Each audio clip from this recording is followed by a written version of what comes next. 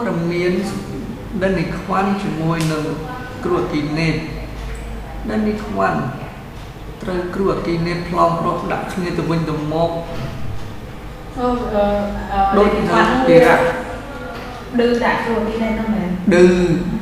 គិនេតក្រោយពេលដែលគ្រូក្មេងដល់គិនេតហ្នឹងដែលកំពុងល្បីល្បាញក្នុង Facebook ធ្វើការប្រលះមួយឃ្លាអរិយាសម្ដែងដែលនេះខ្វាន់រួចមកមិនតបានប្រមាថផងត្រូវតារាស្រីរូបនេះធ្វើការមកហោះសារតបវិញដែលប្រាប់ពីសម្ដីធ្ងន់ធ្ងរដូចជាអាសង្គិស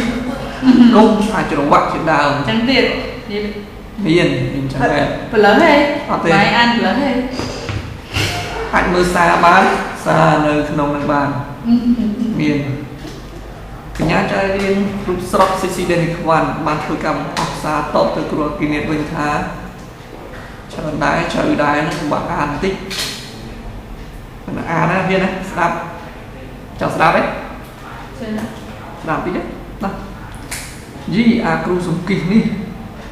ចង់វាយ៉ាងម៉េចក្នុងខ្លួននឹងនិយាយប៉ះពាល់អីតិចមិនបានមានអស់ចាស់សម្បត្តិត្រឹមគ្រូដើរបោកអ្នកដែលឆត់ងងជឿប៉ុណ្ណឹងអីគួរសម្ដីលយនេះអាអូនអាអូនឯងអត់តន់អស់លក្ខទេចាំមើលថ្ងៃមួយដែលអ្នកធ្លាប់ជឿអាអូនឯងច្បាស់ជាលើកគ្នាទាំងមកទាប្រាក់អាគ្រូសង្គិសឯងដែលបោកគេទៅចាយនឹងខានតែបើអូនឯងយកលុយគេចាយអស់អត់មានលុយសងគេវិញប្រយ័ត្នគុកណាអូនយកល្អទៅលុកលិហាលវិញវាស្រួលចិត្តជាងថាបោកលុយគេព្រោះ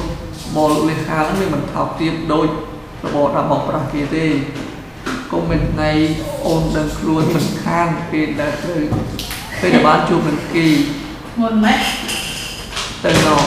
មុនណាចាយអើយអីមកតានេះសារអាចមើលបានអត់គ្នាចប់